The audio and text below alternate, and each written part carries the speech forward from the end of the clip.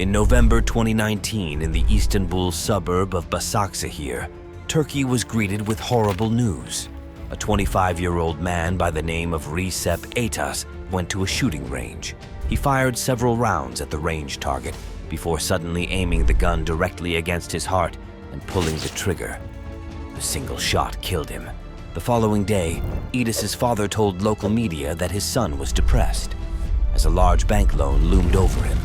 The money Edis had borrowed had all been lost after he'd invested it in Farmbank, a smartphone app similar to the once popular Facebook game Farmville. But unlike Farmville, Farmbank had a real-world twist. Launched in Cyprus back in 2016, Farmbank was billed as a way for players to win as they play and have fun as they win, and encouraged them to invest in what they thought was actual livestock and agricultural land. Spurred on by friends and relatives who claimed to have received returns on their investments, thousands of people rushed to put their money in Farmbank. But in actuality, Farmbank was a smartphone-based pyramid scheme formulated by one man, and it would go on to be one of the greatest scams in Turkish history. This is the insane story of the Turkish Ponzi scammer called Aydin Mehmet. Born on the 31st of May 1991 in Espy, Turkey, Aydin's early life paints a picture of a restless youth, marked by dropout stints from a religious high school, odd jobs as a dishwasher and waiter, and even a failed attempt at a career in rap. However, it was his entry into the world of online gaming in 2016 that would change the trajectory of his life. Aydin's initial entry into the gaming industry was fueled by a chance meeting with an online game designer during his brief rap career. This encounter led to the creation of Farmbank in July of 2016. The game quickly gained rapid popularity, attracting 50,000 users within its first 8 months. However, Farmbank wasn't just a virtual reality. In fact, Aydin took the audacious step of launching real-life farms to support the in-game investments. The opening ceremonies of these farms were attended by local dignitaries, which created an illusion that the platform was legit. This was undeniably a smart yet cunning move. However, it became even more ingenious when he set up a shell corporation for Farmbank in northern Cyprus, enabling him to bypass Turkish taxes, channel funds abroad, and manage transactions from gamers non-stop. The game's publicity extended to a wide population, which captured their attention with a decline in the agricultural sector. In a country where farming was a cherished but fading tradition, the promise of investing in real cows and crops was a big update. The positive press, celebrity endorsements, and the endorsement of local authorities fueled a belief among thousands that Farmbank was a golden opportunity to make money while supporting Turkish agriculture. Meanwhile, Farmbank players received 95% of their earnings in cash and 5% in vouchers, which they could use to purchase items from the delis. The company would then pay deli owners a 20% profit on the items players bought with the vouchers. This led to more than 100 Farmbank delis popping up throughout Turkey. Franchisees paid Farmbank about $30,000 to open shops that sold sausage, cheese, butter, honey, and other goods emblazoned with the Farmbank logo, suggesting that the produce had come from the company's livestock. However, it did not. In order to make Farmbank a huge success, Aydin collaborated with another programmer, Yurdakul, who joined the company in 2017. Yurdakul's task was to enhance the functionality of the Farmbank app, given its growing popularity and the proliferation of similar apps in the market. Yurdakul agreed to this collaboration and worked on the app for nearly 3 months. He overhauled the software, improving the game's display, and created a new version from scratch with entirely different software, separating the app from its competitors. By mid-2017, Farmbank had versions operating in Germany and Azerbaijan, with Aydin setting his sights on global domination.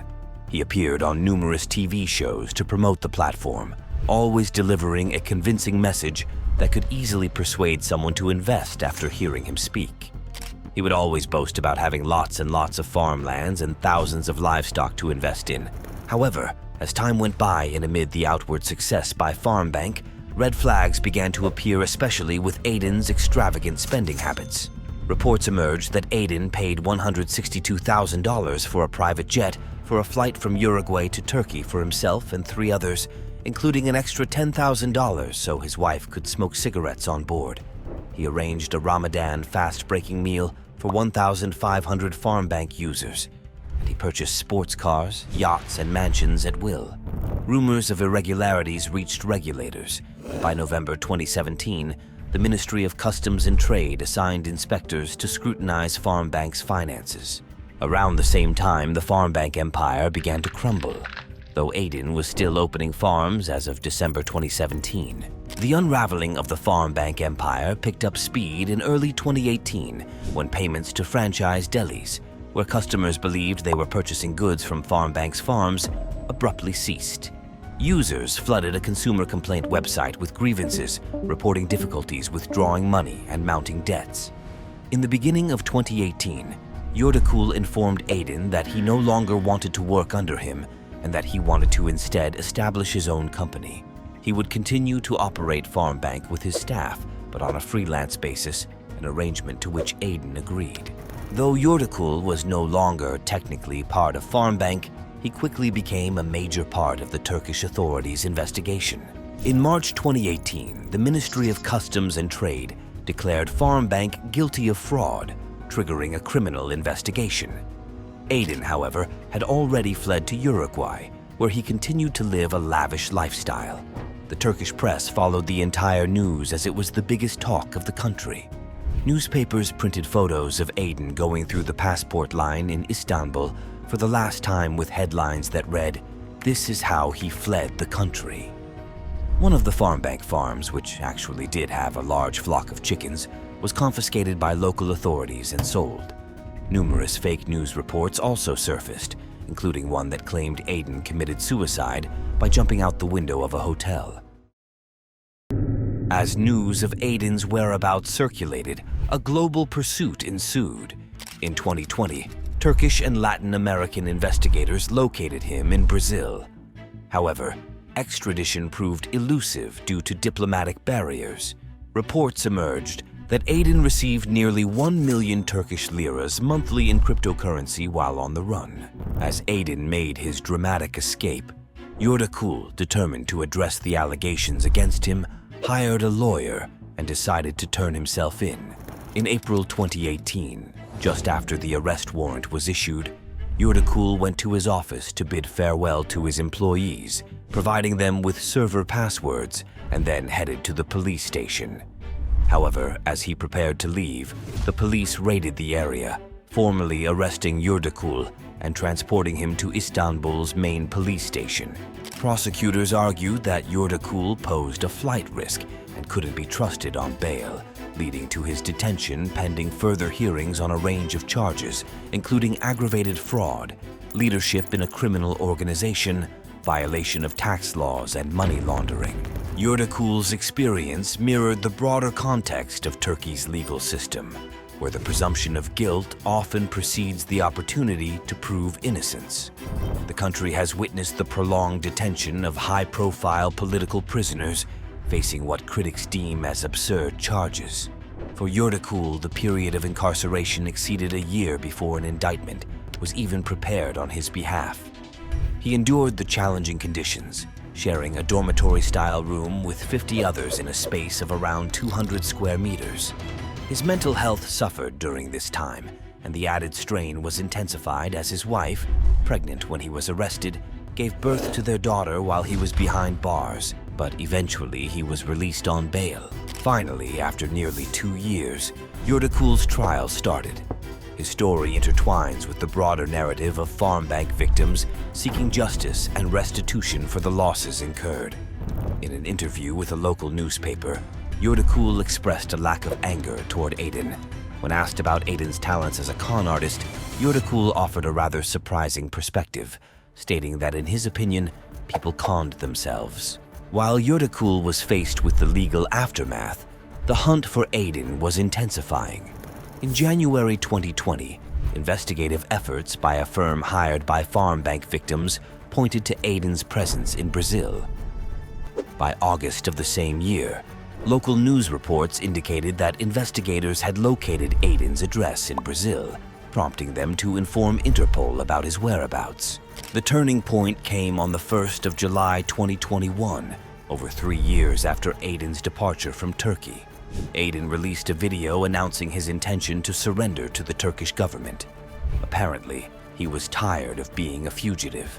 His extradition followed swiftly, bringing him back to Turkey to face the consequences of the elaborate financial deception orchestrated through Farmbank. Aydin, however, maintained his innocence, asserting that he did not set out with the intention of swindling anyone but had made mistakes and collaborated with the wrong individuals, rendering him a victim like the users of Farmbank.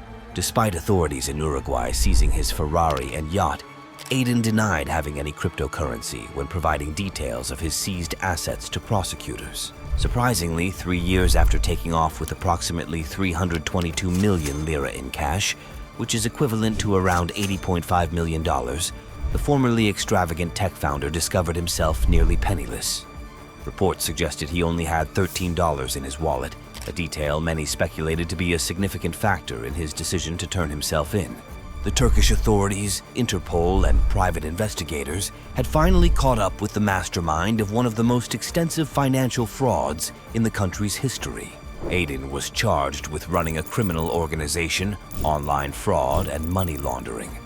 The court indicted 48 suspects, with potential prison terms totaling 75,000 years. In a court hearing in September 2021, Aydin expressed a desire to repay his victims if the Turkish government would return his seized assets.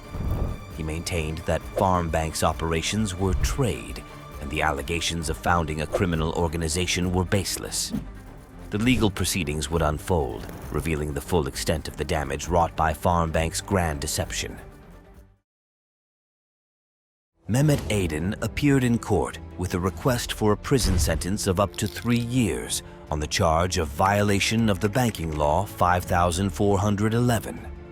The verdict was delivered on April 13, 2023. The court found Mehmet guilty and sentenced him to just 2 years and 6 months in prison and imposed a judicial fine of a meager 10,000 Turkish lira. This marked the end of one of the biggest Ponzi schemes in Turkish history.